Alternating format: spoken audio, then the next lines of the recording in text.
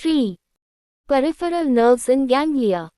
The peripheral nerve lesions are common in clinical practice and can be caused by a wide variety of diseases like trauma, neoplasms, infection, metabolic diseases, diabetes, and chemical toxins such as lead.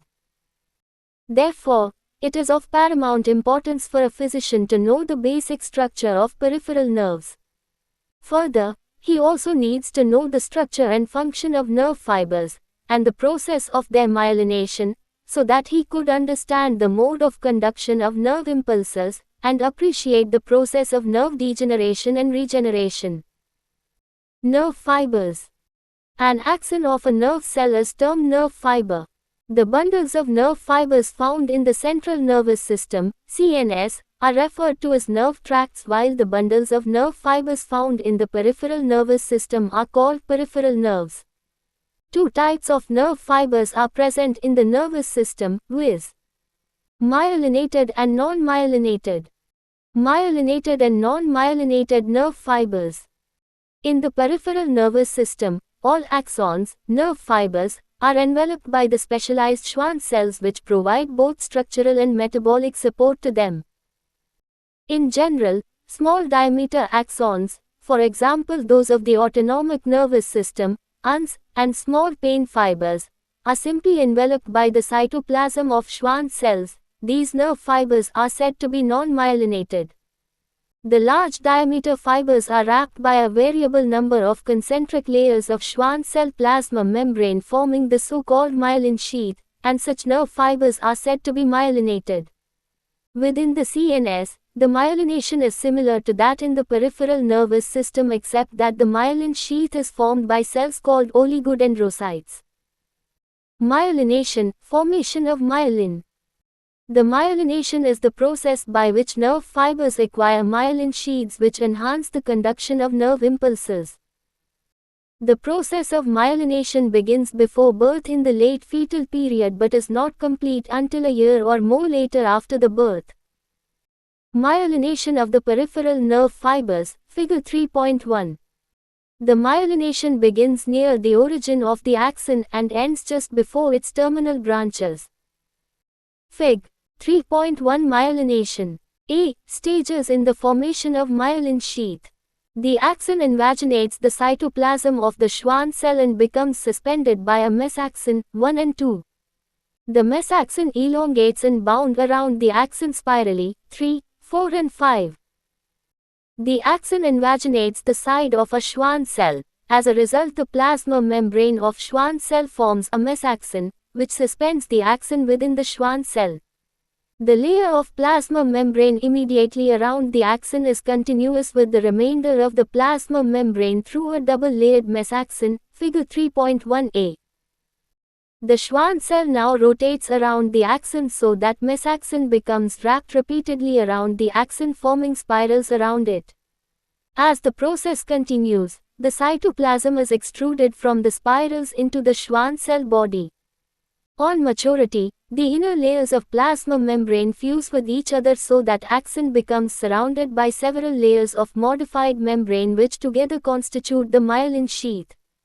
Thus, myelin sheath consists of many regular layers of plasma membrane material, which is predominantly white lipid protein, giving the myelinated axons a whitish appearance. It insulates the axon from extracellular environment, thus preventing ion fluxes across the plasma membrane of the nerve fiber, axon. The thickness of myelin sheath depends on the number of spirals of Schwann cell membrane. In electron micrographs of cross-sections of myelinated nerve fibers, the myelin is seen to be laminated consisting of major and minor dense lines. The darker major dense line, about 2.5 nanometers thick, consists of two inner protein layers of the plasma membrane that are fused together. The lighter minor dense line, about 10 nanometers thick, is formed by the approximation of the outer surfaces of adjacent plasma membranes and is made up of lipid. Each Schwann cell extends for a short distance along the nerve fiber and at its termination its role is supplemented by another Schwann cell with which it interdigitates closely. In the CNS, oligodendrocytes responsible for the process of myelination, follows the similar pattern as of Schwann cell in the PNS. A single oligodendrocyte, however, forms the myelin sheath around several axons. A myelinated nerve fiber, therefore, consists of an axon, a myelin sheath and a neurilameral, Schwann sheath. The myelin sheath is segmented, the segments being separated at regular intervals by nodes of Ranvier. The areas between the nodes are called internodes. Functions of the myelin sheath: provides support to the nerve fibers, aids in conduction of the nerve impulses, insulates an axon from the extracellular environment, responsible for the color of the white matter of the brain and spinal cord. The non-myelinated fibers are also surrounded by Schwann cells, figure 3.2. Several axons become longitudinally invaginate into the cytoplasm of a Schwann cell so that each fiber is embedded in a groove in the Schwann cell cytoplasm. The Schwann cell plasma membrane fuses along the opening of the groove, thus effectively sealing the nerve fiber within an extracellular compartment. As many as 15 or more axons may share a single Schwann cell. Fig. 3.1b, the longitudinal section of the myelinated nerve showing fine structure of the node of Ranvier. Fig. 3.2, relationship of several non-myelinated axons to a Schwann cell. A. Axons lying near the plasma membrane of a Schwann cell. B. The axons are longitudinally invaginated into the cytoplasm of Schwann cell. Each axon is surrounded by a single layer of plasma membrane of Schwann cell, hence it is unmyelinated. There are no nodes of Ranvier. Consequently, the action potential travels along the whole length of axillemma without the accelerating factor of node-to-node, saltatory, conduction. This accounts for slow rate of conduction of nerve impulse in the unmyelinated fibers. Conduction of action potential along an axon. Like all the cells, the resting, unstimulated, neuron maintains an ionic gradient across its plasma membrane, thereby creating an electrical potential called resting membrane potential.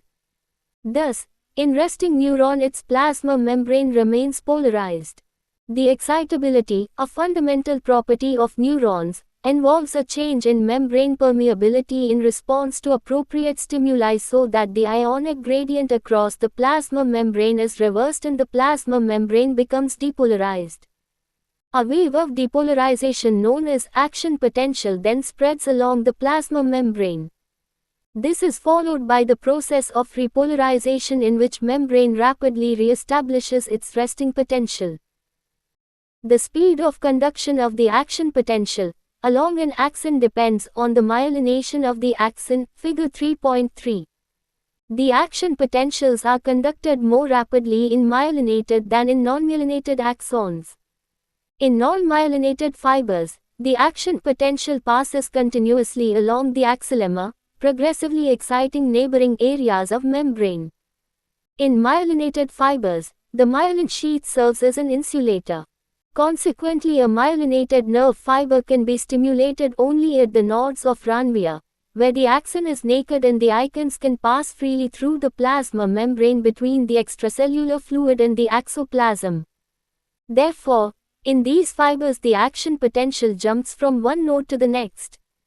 The action potential at one node sets up a current in the surrounding tissue fluid, which quickly produces depolarization at the next node. The action potential conduction in a myelinated fiber is like a grasshopper jumping, whereas action potential conduction in a non-myelinated fiber is like a grasshopper walking. The action potential will naturally move more rapidly by jumping. Fig. 3.3, the conduction of action potential along an axon. A. In myelinated axon the action potential is conducted from one node of Ranvier to another, saltatory conduction. B. In non-myelinated axon the action potential is conducted along the entire length of the axon. This leaping of the action potential from one node of Ranvier to another in the myelinated nerve fibers is called saltatory conduction, L salte equals to leap. In addition to myelination, the diameter of axons affects the speed of conduction of action potential. The conduction of action potential is faster along large diameter axons than small diameter axons because large diameter axons provide less resistance to action potential propagation. In the large motor fibers, alpha fibers, the rate of conduction may be as high as 70 to 120 meters per second. The smaller sensory fibers have slower conduction rate. Table 3.1. Table 3.1 Classification of peripheral nerve fibers. CLINECALCORRELATION. The process of myelination begins before birth, late in the fetal development, and continues rapidly until the end of first year after birth and continues more slowly thereafter. Thus, the development of myelin sheath is associated with the infant's continuing development of rapid and better coordinated responses. For example, the fibers of corticospinal tract which control the reflex emptying of urinary bladder get myelinated and begin to function at 3 to 6 years of age. Therefore, reflex emptying of bladder and enuresis, bedwetting, is normal in infants. Classification of peripheral nerve fibers. According to the axonal diameter, including myelin sheath if present, and speed of conduction, the peripheral nerve fibers are classified into three main groups, A, B and C. Type of fibers are large diameter, myelinated axons and therefore conduct action potentials at a great speed, 15 to 120 m/sec. Motor neurons supplying skeletal muscles and most sensory neurons have type of fibers. Consequently, rapid response to external stimuli is possible as there is rapid input of sensory information to CNS on one hand and rapid output of action potential to skeletal muscle on the other hand. N, B. All types of fibers in group A and B are myelinated whereas group C fibers are non-myelinated. Type B fibers are medium diameter, myelinated axons and conduct action potentials at a slow speed, 3 to 15 m/sec. Type C fibers are small diameter non-myelinated axons that conduct action potentials at a very slow speed, 2 meters/sec or less. The type B and C fibers are primarily found in the uns, which supplies internal organs such as stomach, intestine.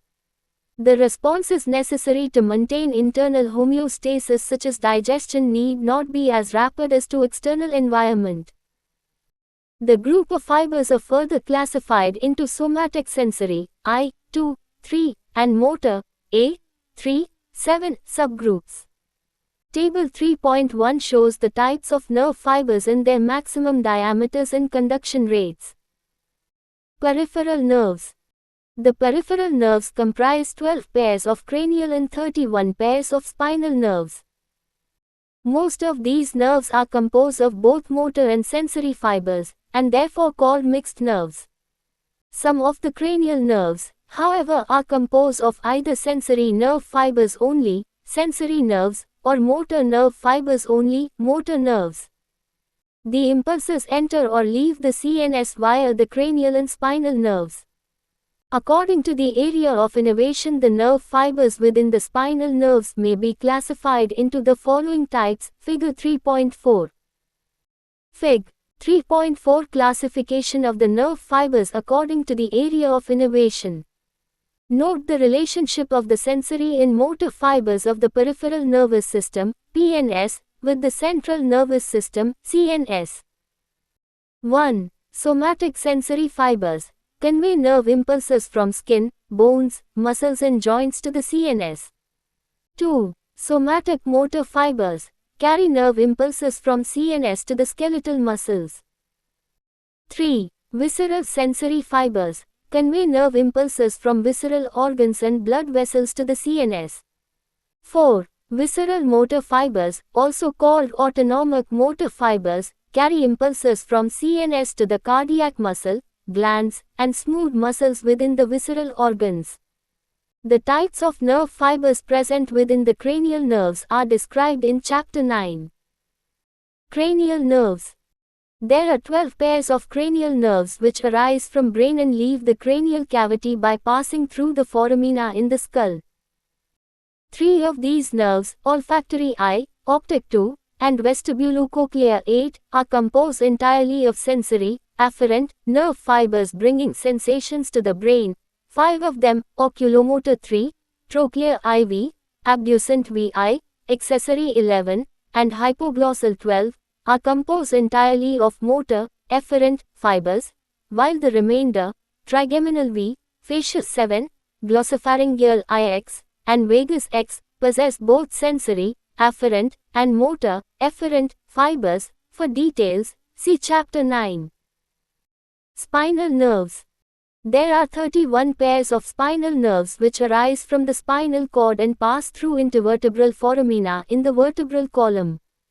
The spinal nerves are named according to the regions of the vertebral column with which they are associated.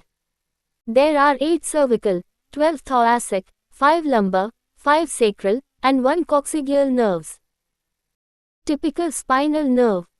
A typical spinal nerve arises from spinal cord by 2 roots, an anterior root and a posterior root, figure 3.5.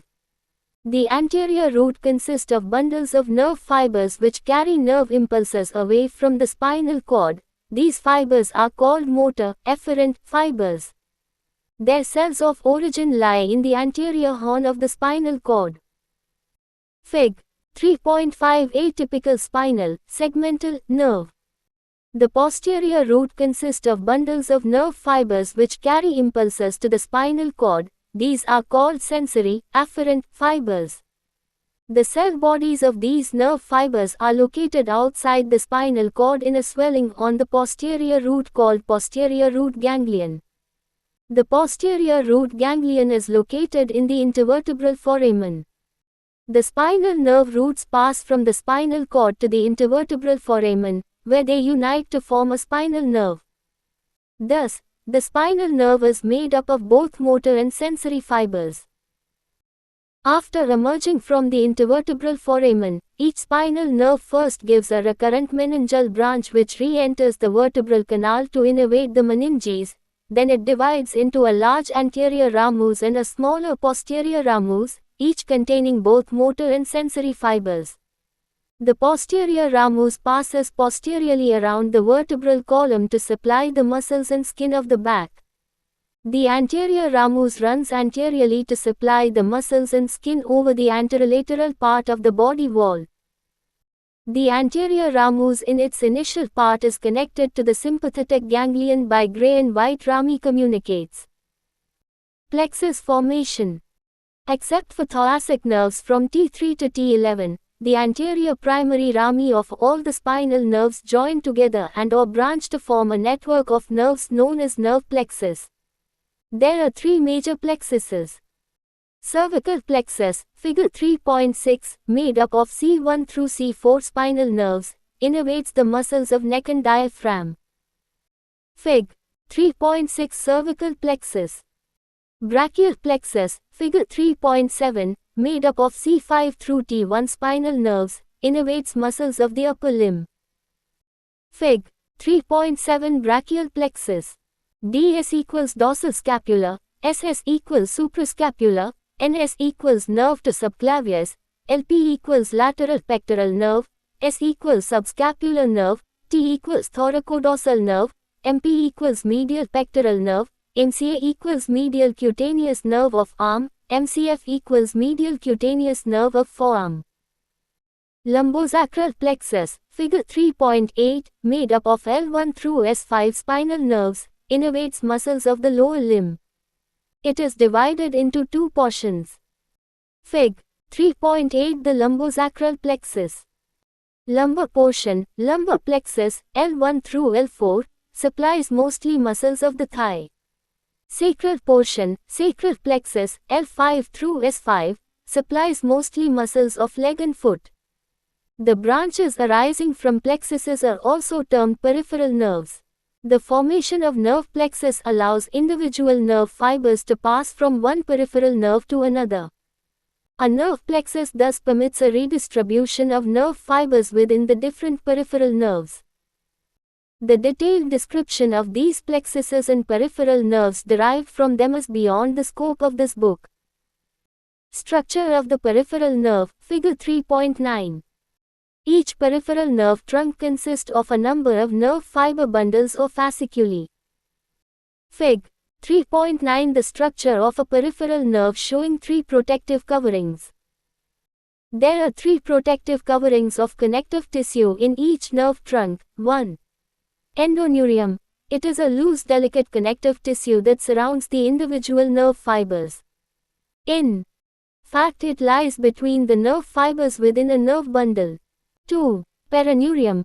It is a smooth sheath, made up of a condensed layer of collagenous connective tissue that surrounds the bundle of nerve fibers.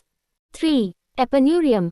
It is a dense connective tissue sheath which surrounds and encloses the bundles of nerve fibers forming the nerve trunk, i.e. it surrounds the entire nerve. It contains tiny blood and lymph vessels. The fibers within a peripheral nerve trunk derive considerable mechanical strength from these 3 layers of connective tissue. CLINECALCORRELATION. The connective tissue of epineurium, peroneurium and endoneurium is in continuity with each other. The blood capillaries and lymphatics ramify in this connective tissue.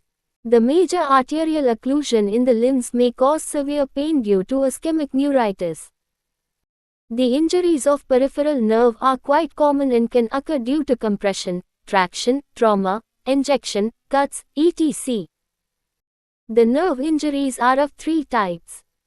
1. Neurotmesis. In this both axon and its myelin sheath is damaged. 2. Axonotmesis. In this axon is damaged but its myelin sheath is preserved. 3. Neuropraxia. In this both axon and its myelin sheath are preserved. Recovery can occur in cases of neuropraxia and axonotmesis, but functional loss is inevitable in case of neurotmesis. Degeneration and regeneration of the peripheral nerves after injury. Degeneration of the nerve fiber, figure 3.10. When a nerve fiber is cut, the axon is no longer in continuity with its trophic center, the nerve cell body. The immediate reaction in the neuron is that of degeneration. The series of degenerative changes will take place, in the nerve fiber, I. The distal segment that is separated from the cell body, E. A portion of axon proximal to the injury, and B. Possibly in the cell body from which the axon arises. Fig. 3.10 Degeneration of a nerve fiber, Wallerian degeneration.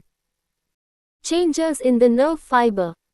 The distal segment immediately undergoes degeneration from the site of lesion to its termination. This process of anterograde degeneration is called Wallerian degeneration. The degeneration also extends proximally from the site of lesion, for a short distance as far as the first node of Ranvier. In the process of degeneration, parts of the axon distal and proximal to cut, disintegrates and their myelin sheaths break up into lipid droplets. Changes in the nerve cell body. The cell body swells and nucleus becomes eccentric. The NISL bodies disintegrate and become fine and granular, and dispersed throughout the cytoplasm, a process known as chromatolysis. The amount of swelling of the cell body and chromatolysis is greatest when the injury to the axon is close to the cell body. The changes that occur in the cell body following an injury to its axon are referred to as retrograde degeneration. Regeneration of nerve fiber, figure 3.11. Regeneration of nerve fiber usually begins 2 weeks after the injury.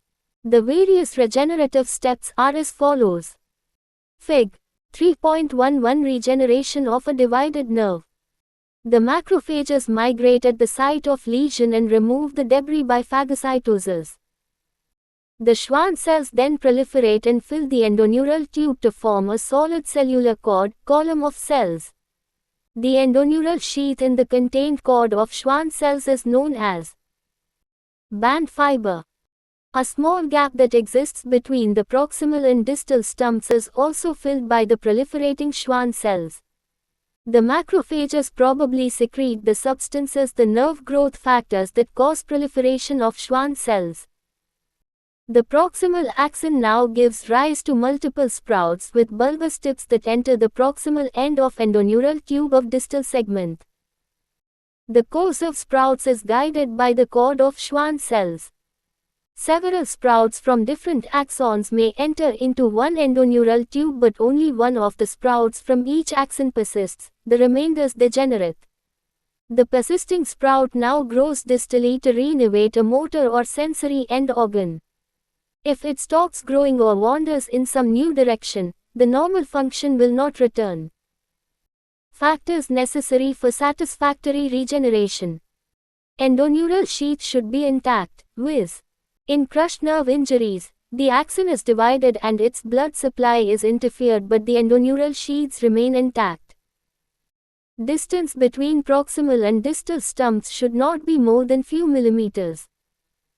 Infection should be absent at the site of wound. Presence of nerve growth factors. Proper physiotherapy. Inadequate physiotherapy to the paralyzed muscles will cause their atrophy before it is reinnervated by the regenerating axons. B. The axon grows at the rate of 3.5 to 4.5 mm per day, and if the cut ends of the peripheral nerves are sutured, the regeneration is facilitated. CLINECALCORRELATION. If a mixed nerve, containing sensory, motor and autonomic fibers, is cut, then during the process of regeneration, its autonomic, motor and sensory fibers may travel to an inappropriate peripheral end organs as the growing axon of one type may enter the endoneural tube of the other type. This results in inappropriate responses. The classical example is Fraze syndrome, a clinical condition in which when the patient eats, the ipsilateral cheek becomes red, hot and painful, followed by beads of perspiration. Further, there is hyperesthesia in front and above the ear. This syndrome occurs following auriculotemporal nerve injury. What happens actually is that when the auriculotemporal nerve, a mixed nerve, is cut, the axons conveying secretory impulses to salivary glands grow into the endoneural tubes of axons supplying cutaneous receptors for pain, touch and temperature, and sympathetic axons supplying sweat glands and blood vessels. Consequently, a stimulus intended for salivary secretion during eating evokes cutaneous hyperesthesia, sweating and flushing. If the distance between the proximal and distal stumps of the completely severed nerve is greater, or the gap becomes filled with the proliferating fibrous tissue or by adjacent muscular tissue that bulges into the gap, the growing axonal sprouts enter into the surrounding connective tissue and form a tangled mass called neuroma. Ganglia, swelling or not. The collection of nerve cell bodies outside the CNS is called ganglion. They are of two types, A. Sensory ganglia, and B. Autonomic ganglia. Sensory ganglia. The sensory ganglia located on the dorsal roots of spinal nerves and on the trunks of some cranial nerves, trigeminal, facial, glossopharyngeal and vagus, have the same structure. Each ganglion has a connective tissue capsule surrounding the cell bodies of primary sensory neurons. These neurons are of unipolar, pseudounipolar, type having oval or rounded cell body. A single process leaves the cell body and after a short convoluted course bifurcates at AT junction into peripheral and central processes. The peripheral process terminates in the peripheral receptors and the central process enters the CNS. The peripheral process conducting impulses towards the cell body is functionally a dendrite but has the structural and physiological characteristics of an axon. The impulses pass directly from the peripheral to the central process bypassing the cell body. Each nerve cell body is closely surrounded by a layer of flattened cells called capsular cells or satellite cells. The satellite cells are similar in structure to Schwann cells and separate the nerve cell bodies from the capillaries. They help to provide nutrition and structural support to the nerve cells of ganglia. Autonomic ganglia. The autonomic ganglia are of two types, sympathetic and parasympathetic. The sympathetic ganglia are located in the sympathetic chains present one on each side into the paravertebral region, paravertebral ganglia. They are also located in front of the vertebral column in the abdominal cavity, prevertebral ganglia, e.g. celiac, superior mesenteric and inferior mesenteric ganglia. The parasympathetic ganglia are located close to or in the walls of the viscera. Each autonomic ganglion consists of a collection of multipolar neurons, and is covered by a layer of connective tissue called capsule. The autonomic ganglia are the sites where preganglionic nerve fibers synapse on postganglionic neurons. They are relay stations in the visceromotor, autonomic motor pathway. The preganglionic fibers are myelinated while the postganglionic fibers are non-myelinated. CLINECALCORRELATION. Peripheral neuropathy, neuritis, it is the most common disorder of the peripheral nervous system. It consists of degenerative changes in the peripheral nerves which produce sensory loss and motor weakness. The distal portions of the nerves are affected first, hence symptoms appears first in hands and feet, glove and stocking paresthesia. There are multiple causes of peripheral of neuropathy, viz. Nutritional deficiencies such as deficiency of Vit. B1, B6 and B12, toxins of various kinds such as drugs, alcohol, and metabolic disorders such as diabetes.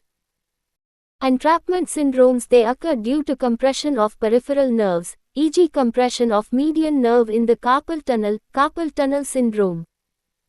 Radiculopathy, it occurs due to compression of nerve roots due to variety of disorders, e.g. spondylosis, disc prolapse, etc. CLINECALPRO-BLEMS. 1. In patients with multiple sclerosis and diabetes mellitus, there is an impaired control of skeletal and smooth muscles. Why? 2. By what route the tetanus toxin travel from the site of wound to the central nervous system. 3. The injured nerve fibers in the peripheral nervous system are able to regenerate, but in the central nervous system they fail to do so. Why? 4. A man on returning home after attending a party on Saturday night, slept on a hard chair the whole night with his right hand suspended over the edge of the chair back. Next day when he woke up, he found that he was not able to extend his right hand, but by end of the day his hand became normal without treatment. What is the likely diagnosis? Mention its anatomical basis. 5. If muscles are paralyzed following a nerve injury due to crush or traction, the recovery is rapid and nearly complete, but if the paralysis occurs due to complete section of a nerve trunk, the recovery is not possible at all. Mention the reason for this. CLINECALPRO-BLEMS. So L versus ING. 1. In diseases like multiple sclerosis, scleros equals hardening, and diabetes mellitus, the myelin sheath is gradually destroyed. Consequently, the transmission of nerve impulses slowed, leading to an impaired control of the skeletal and smooth muscles. 2. The tetanus toxin travels from the site of wound to the CNS through the spaces in the endoneurium of nerve fibers. 3. The regeneration of nerve fibers is possible in the peripheral nervous system due to following factors: a presence of endoneural tubes. B. Presence of large number of Schwann cells. C. Presence of nerves growth factors. See page 26. In the CNS also there is an attempt at regeneration of the axons is evidenced by sprouting of the axons, but the process ceases after 2 weeks due to the following factors: a. Absence of endoneural tubes. B. Failure of oligodendrocytes to serve in the same manner as Schwann cells. The oligodendrocytes in number and are at a short distance away from the axon. Consequently, when myelin sheath degenerates, no column of cells are formed to guide the growing axon sprouts. C. Absence of nerve growth factors in the CNS. D. Laying down of scar tissue by the active astrocytes. 4. This is typical case of Saturday night paralysis due to neuropraxia of radial nerve. The term neuropraxia is applied to transient nerve block due to pressure on the nerve. The paralysis is incomplete and the recovery is rapid and complete. Also see page 25. 5. This is because in nerve lesion due to crush injury or traction, the axons are damaged but the surrounding connective tissue remains intact. a condition called axonotmesis. Consequently, the nerve regenerates and function returns to normal. However, if there is complete section of the nerve, both axons and surrounding connective tissue sheaths are damaged, a condition called neurotmesis. Consequently, the nerve fails to regenerate. Trophic equals having to do with the nutrition.